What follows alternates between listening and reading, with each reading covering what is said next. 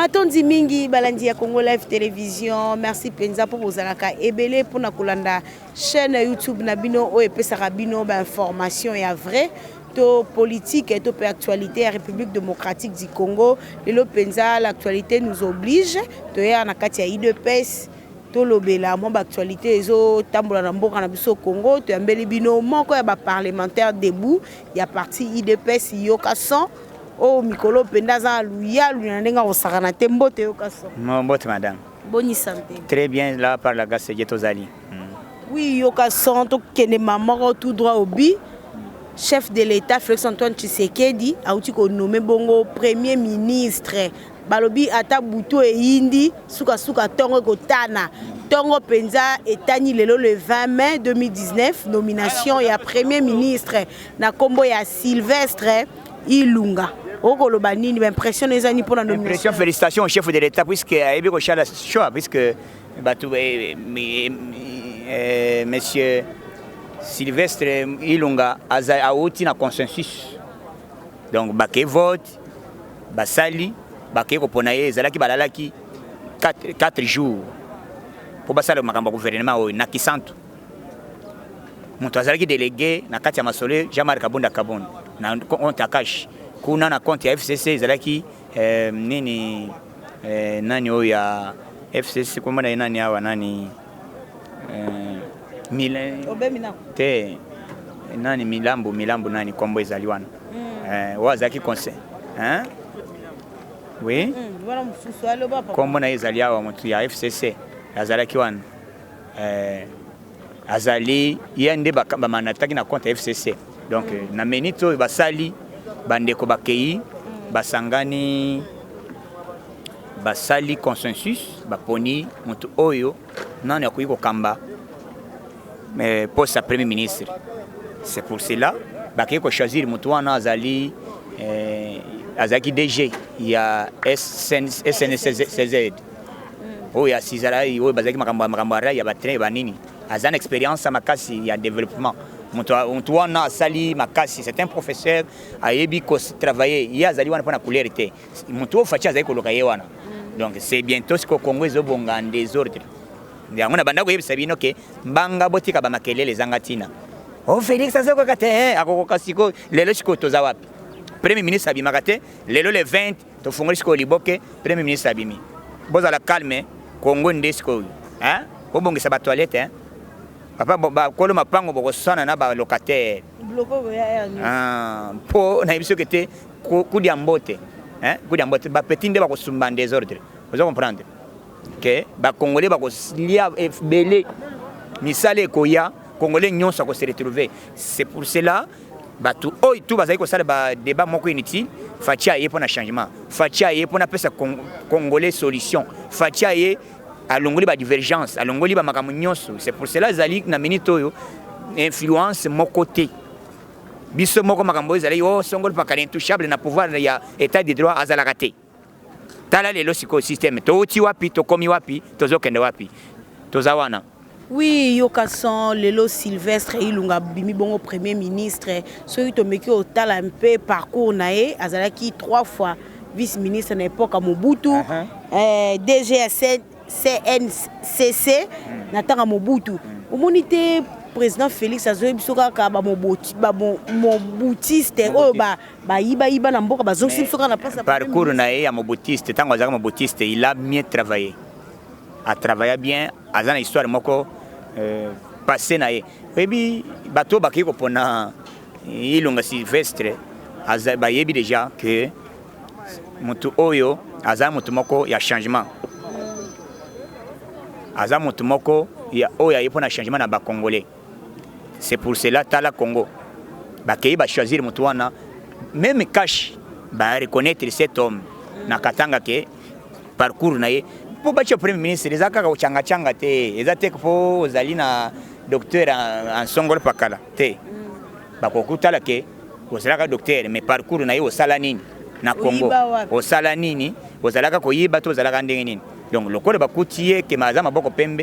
C'est pour cela ba nommé premier ministre yende ko sasko ko consulter et puis makamane c'est salami kala ko melate bakocha gouvernement.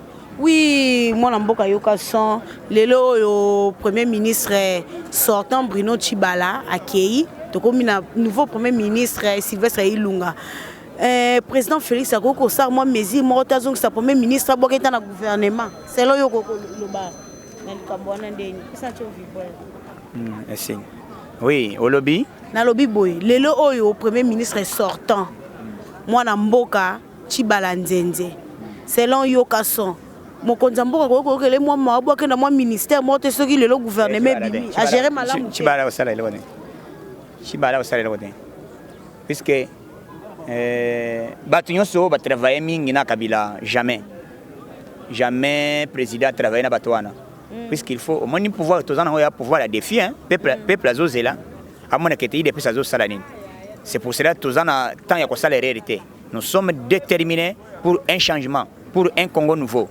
Bozala na kata distraction te bozala na makambo ezanga tina te fachi soka zo nommé oya nommé et puis exigence fachi azaki nango besoin oyoki président la kaki ba ambassadeur samedi kete nazu déjà wazora o capacité na moi mboka vital caméra ya lingaki azana posika caméra azana poste olingana dévoiler ba makambo mususu dévoiler yo kaso te caméra moni poste caméra azana ngwana iza poste terrible azali proche ya fachi.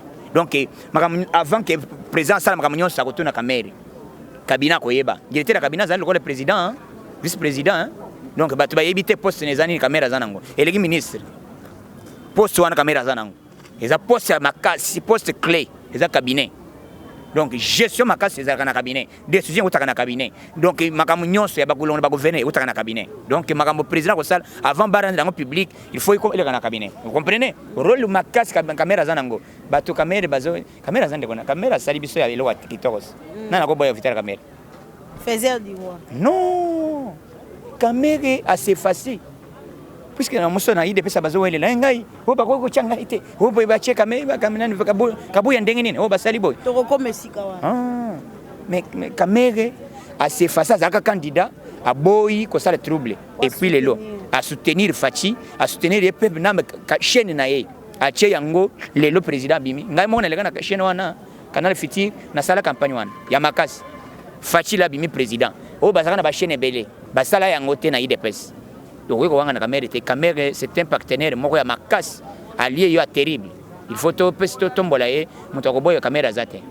Oui, moi Mboka Yoka son lelo penza le 20 mai eza ba date historique ebele na Mboka na biso Congo nomination premier ministre moi Mboka pe Moïse Katumbi lelo penda kitaki na mabele ya Lubumbashi na province ya Lubumbashi ça fait 3 ans oyo moi Mboka Moïse Katumbi akenda mboko n'exil na mikili ya poto lelo oyo ye azongi na Mboka na e Congo na ville ya Lubumbashi okokoloba ni pona retour oyo yindaki mkola lelo na ville ya Lubumbashi ya moi Mboka Moïse Katumbi azali bongo coordonnateur ya Lamuka Lubumbashi eninganaki Lubumbashi ba Congolais ba comprendre que bana shaba ba lobby papa Katumbi oye yoko tanga ka kombo mosusu awate ba lobby nzamba batela Félix Sekeri Chilombo na mosala sali to moni Katumbi aye après 3 ans puisque Katumbi azalaki na zokota na kokota Kabila yebisaka ni kete masa na chendelo soko meki mbuma na nzoto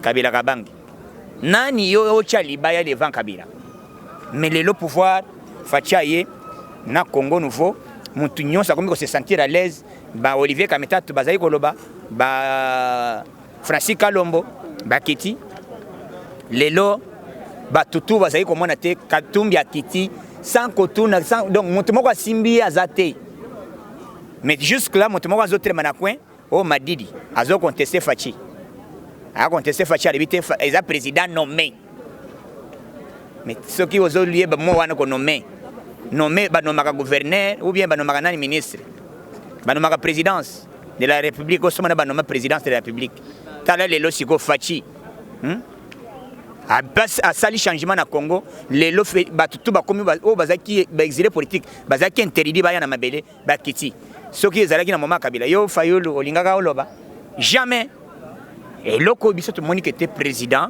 makambo lobaki yango ezoko kisama ba tutu bazaki ko chatembe ba moni yango président est pour un changement nouveau. Soyons toujours déterminés. Il dépend ses alliés lors moko.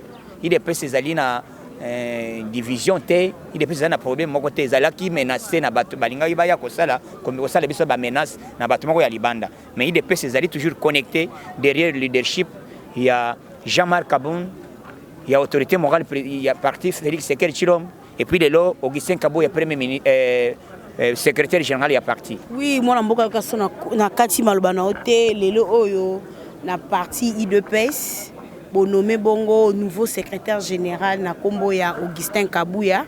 O biso toyebi ki Augustin Kabuya bundi pe mingi na kati ya parti o IDPS lelo oyo ba nommé secrétaire général aza nommé par président Jean-Marc Kabound to yemoko mokonzi mboka président Félix Antoine Tshisekedi. Oyebi bando matmosu bando ki ba kotaka makambo Kabuya nani Kabunda zo sala soki président Félix azaki nango d'accord te mbela si a dénonçango mbela suspendaki yango puisqu'il est l'autorité morale azana moi dire na IDPS, mais tango yo zomona Kabunda zo nommé secrétaire général président tikali kuto alobi ket avant kuto ba nommé si fachi Kabunda zo keno consulter alobi président tala alobi nyata toleka yo kozela nani fongola liboke toleka kozela masolo te biso tozawana lelo Augustin Kabuya secrétaire général, un combattant à première heure, et puis Azali, un parlementaire debout. A autant un parlement debout. Yona Noboya Augustin Kabuya. Yawana allié secrétaire général. Tous alliés derrière lui pour te soutenir pour un mandat 5 ans. Pour y avoir 5 ans, Félix Sekeri 5 ans, Kabound 5 ans, Binobo de la Congrès au Tolingo, ça après, bon, Libaya Bobi m'a fait président. Qui est-ce que vous avez nommé le mon mboka Augustin Kabuya CG? Il y a IDPS, moi Mbutu ezaki na IDPS qui me koti. Mbutu zé pas nani, tango koti Mbutu. Il y a Jacqueline, il y a fils Mukoko, il y a Dipro. Na Tunio, si il y a IDPS za place ni. Et si quand on vend. Ah. Tango yo batu moko bazo sala makelela. Batu ba keina kwe moko, soki basali ba meri biloko nini, basali makelela yo bate bazo sala makelela. IDPS yango yawa. Et réunions à chaque heure, tini dimanche. Oyo ki moto moko azo réclamer. Soki aux membres IDPS yaka. Yaka na kati ya permanence IDPS ole bate na yiko réclamer poste songolo pakala. Yaka na parti parce que parti za moto nyos. Soki moni bazo sala makelele bazaki na mission ya ko sala coup d'état. Coup d'état ngo ezalaki 2023 babi misa candidat moko bacha libaya facha za la candidaté. C'est ça l'objectif au balinga yi basala makambo ya congrès. Congrès ko sala yango na objectif nini ezaka na congrès ezalaka na deux sortes. Ezaka na congrès ordinaire na congrès extraordinaire. Congrès extraordinaire ezaka en cas d'empêchement définitif. Mais Félix a profité bato bozo senga congrès. Ezaka congrès pona nyabima. Pona nyakamba siko parti. Et puis bazoleka na ba B1, bazoleka na partout, balebi Félix azali sous na temps ya ko engager sur IDPS. Mais avant tout ça la ligamunyo il faut qu'on consulte président. Il est l'autorité morale, il faut qu'on soit président. Tala idée zaboye, tala tolingo to salaboy. C'est pourquoi Kabound na Félix Sekedi kokota te. Bazalaka ba signa pacte. Soko koti dossier na bango odaye. Odaye na son. Bato bazokota ka makambo Kabound na zamboy. Siko naibisa ka bandeko na lobaki ke soko moni ndeko pengo akomi kokota attaquer Kabound afingi Kabound ofingi butu moyi. Kabound yewana. Lelo Kabound a nommé Augustin Kabuya. Tapa IDPS ngayo IDPS ngayo yo na ibisaki bino ke bokoyoka son IDPS ngoy soko zo sala bitumba d'abord to sali lit pendant 37 ans na 37 ans patience à 3 mois ou bien 2 mois bo bande ko se chamailler bo bazo manipuler bino et pour ça partir au pouvoir o lia mbonga batu moko batu ya passe bozaba malheureux bozaka toujours bâtiment corruptible jusqu'au jour d'aujourd'hui ba pesa bino mbongo trahir parti boya ko menacer IDPS mutango zebe mbongo pona temps boni puisque mandat na biso za 5 zebele 5 PT 100 ans motombele facha ko sala mandat mi balé Kabunda beti mi balé ngai pe na comme chef de l'état babi pouvoir ezaka ya IDPS yo ko boya nene soko ke na ANC soko ke na ANC pouvoir elunganelo bazawana pendant 24 d'années pouvoir ezawana donc nakotika tokotika te Fachi nde mokonzi azo kamamboka a nommé ministre ba nommé akolanda idéologie Fachi azawana po yebake bato bazaka intouchable te Mende au Malanga il a été affaire diamant ya Mende tikana le bete mbongo yo li tikana bete li solo bana poto vena Roger Luma ye oyoka san oyo le la yo te pandila biso affaire diamant Mende au Malanga azi diamant bato tango azi diamant ba petit ba komi ola vie mais toko zo diamant toteka Mende ali bito bozela te papa pesa diamant Mende ali bozela nde bakei kofunda na la police a informé que était toko touché Mende tatala zabo iboy basi ba informé Basile Olongo Basile alibité mais c'est Lambert Mende ko ya te na la police to tuna yo kete Mende alibina na ko ya te si c'est comme ça bokena na bo benga aya ko expliquer nde bakenda kisiko bazwi Mende zela Mende alibité o ngai bato basima ngai te farida service te masa biso to zela kate tambola o zela madame apesa kama yukota madame ni kota Mende batoki Mende batoki tate o député o nani oh papa magambo ya état de droit impunité c'est ça ozo état de droit intouchable à zalakate ezalite o po nazana militaire o nazaboy ba bengi o ya ko expliquer wote batusha te sikota mais Mende tango azalaka Mende Lambert est-ce que yoko sima Mende na ilamba parole du chef Mende porte-parole ya Joseph Kabila Kabang o posa na pembeni na ye po o mwana na Kabila te mure kutazo kengela Mende mais lelo Mende bakomi kotindika elo kwa mwana ozela madame apesa kama ite maite kota maikota umukamate umukamate magama umukamate o bozela vie bakomi ko benga ba soda vie o ba petit na ye bakomi ko benga ba vie. Voilà maintenant état de droit bato bazaka na tembeke Félix azokambate Mende azaki intouchable soki bakomi ko simba Mende bongo Kabila bongo ba oui c'est balbaki esengeli Kabila pe bakanga ye non makambo ekendaka na kimia to ko ne vite te il faut ezala calme et loko ne loko étape ezana likambo nango eloko ne likambo ezana tango na yango ngongo wane kokoka bakoya kokanga mutu nyonso donc tozala kimia. Oui, mwana mboka yoka centre mo pousa mo malembe na suka esika pi président Félix azokamba azobimisa premier ministre kuna pena kisangani kuna vérité des urnes zo silate ya mwana mboka Fayulu mais éviter Martin Fayulu akena ko senga vérité des urnes étant que équipe kuna coordonnateur ya la muka azongi mais ya azotambola kuna na ba mboka ya est kuna pona ko senga vérité des urnes Fayulu asali outrage ayebi mbongo ya bato ya Eva Bazaiba Eva Bazaiba lebi madame atuni Mozito bazaki 3 Mozito Eva na Fayulu batelemi na podium Eva Bazaiba simbaki sac na ye quelques minutes je regrette Eva Bazaiba lebi mais mbongo nazaki nango atuni Mozito lebi ngai te mais tozaki na Martin mbongo nangai zawa ngana ebité ba kotikela ngai passeport mais ndenge nini yozali osimbisa kete okomi ko se retrouver na passeport na maboko ndene o ba petit moko ba kotikela ngai Eva Bazaiba tomboki ale bivie soko bimisila na ngai te na yeba kete kozaka moyibi donc Fayulu bimi moyibi aliboma lara batu $10,000 ayebilar siko lelo batu ya boyi muntu azoyeba d'abord mwasilar tout na Eva Bazaiba mbongo 10,000 ozokene nango na Kisangani pona kosomba mbisi ou bien okenda kosomba mayebo hôtel okotisa na train ou bien okotisa na bateau. Vous comprenez que bozali ba mafie bozo mériter ko kamba mboka te mboka pe boko kambaka yango lelo na lobité bozela bomona siko déjà que mitema mabi bozali ko sala ba congolais ba comprendre que te bozali batu moko bozali ko sala pour intérêt personnel bozali na intérêt peuple te yango moni lelo bakomi ko yeba bino bala lelo Katumbi azokita il faut yo Eva Bazaiba ozala il faut nani Fayulu ozala Fayulu akomi ona zokende papa libité master avant oya wa tubela yo yebagila rabatu ya madame ya nani Eva te président na o papa nazo na kotubela et qui officiellement batunya na Top Congo Eva Bazaiba libité j'ai perdu $10,000 on était avec Fayulu et Mozito mais il faut Mozito battement va le battre papa bon ya madame Eva ezawa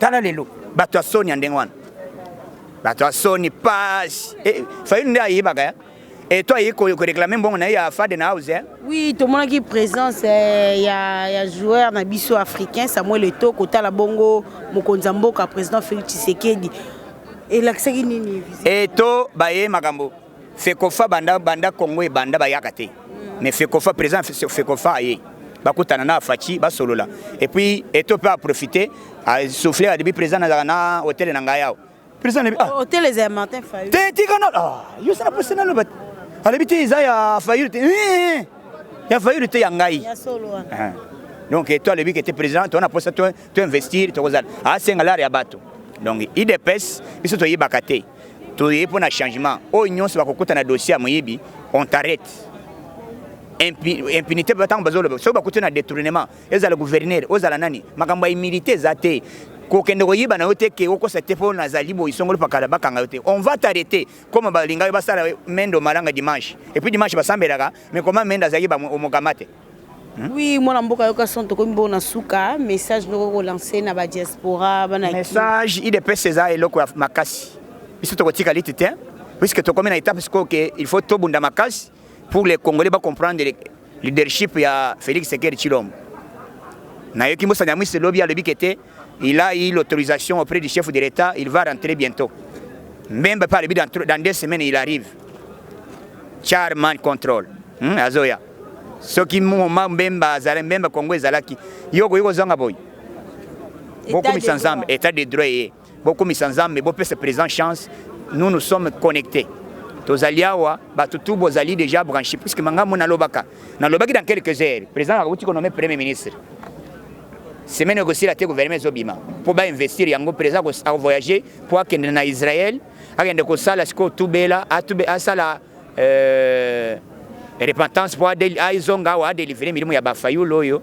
na milimu ya ba Mbemba na milimu ya banani ya ba mubutiste ya ba kabiliste oyo azokende na Israël après akokende Japon soka silisi azongiawa mais avant zonga lelo ba français ba yeko yebse président que tozana d'accord tona posa to investir to yena ba mituka pona ko sala ko assainissement to salibo to sala boy kasi bino ba français ba to boze ko senga vérité les unis na TV5 na ba France 24 na ba RFI bo senga ba vérité les unis na sango mo sholi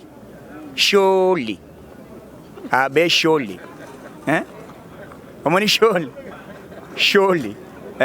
shola senga vérité des unis na mosengo pasinya asenga vérité des unis siko lelo boza wapi siko vérité des unis za wapi batika ngwe pa Fayulu yemoko Fayulu comprendre que te nakenda ka pa senga na poste ezali susu te biso na tokuta na te zela 5 ans ocha peli baya soko koleka puisque il n'a seulement congolais nyonso ko zamisala batutu bako se retrouver ndebo ko mona Congo ko bonga. Merci à tous les combattants balanda dans le monde entier ba o nyonso bazola ngana tina Turquie ba o nyonso bazola ngana États-Unis France Grande-Bretagne ba o bazola ngana Angola mama songa mbele na États-Unis d'Amérique donc sont et yokani en désordre donc tozaliawa Fayulu yewana yibila rabato akame ko tambula ka parti ko bina kambe yambeya muntu oyo bazo benga président président légitime siko bazelie qui était à prêter serment abana musala awa pouvoir na biso yo sala bo table ronde senga transition ngai Valentin Mobake na sala to boy vous comprenez que bando ki balingaki batutu ba ininga ka président Félix Tende balinga basala réseau wana basali eloko plateforme wana zoka bazoya to senga congrès congrès biso to le bignette nous sommes derrière président merci beaucoup Félix Aza président a nommé Azo Banda Moussala Kalamingite. Merci à Nalingna Pesta numéro Nanga, plus 243 97 047 45 58. Plus 243 97 047 45 58. C'est mon numéro de WhatsApp. Donc, vous allez toujours connecter. IDP ses alliés Loga Makasi. Magamuna Lobaka. Naloba. Qui était Bandeko Bapengui. Nalobaka, na Congo. Élections à la vert, et à la rouge, et à la noire. Félix, président de la République. Les choses dites, choses faites. Tozaliwa na derrière Augustin Kaboy comme secrétaire général. Il n'y a pas de tous les gars. Yokason en désordre. Merci. Oui, merci Mingi Yokason. Merci Nabalandi à Congo Live Télévision. Merci Penza pour vos alaki. Ebele pour Nakulanda. Wabino Jeanne Djokwa. Oyambela Kibino Yokason. Tolobela qui nomination à Premier ministre. Tolobeli nomination à nouveau secrétaire général. na kati ya IDPS affaire diamant pe actualité oyo ezalaki kotambola na mboka na biso Congo tokomi na suka matondi mingi na mon cameraman azalaki na sima caméra Guy. Merci mingi na ba soutien na bino bopesaka biso partout na monde entier na moni bongo Willette Jokwa, Bénédicte Jokwa, Déborah Lindongi, na bosanité mon vieux Roger Luma, mon lobeli monene ya président Félix Tshisekedi. Babisoro lobeli président Félix Tshisekedi na 11h juste na 2 minutes mon vieux Roger Luma à répondre bino bambote penza na yosiko zali l'homme de parole. Ngala bino soki nzamba zongi te to monani na mikolo ezali koya.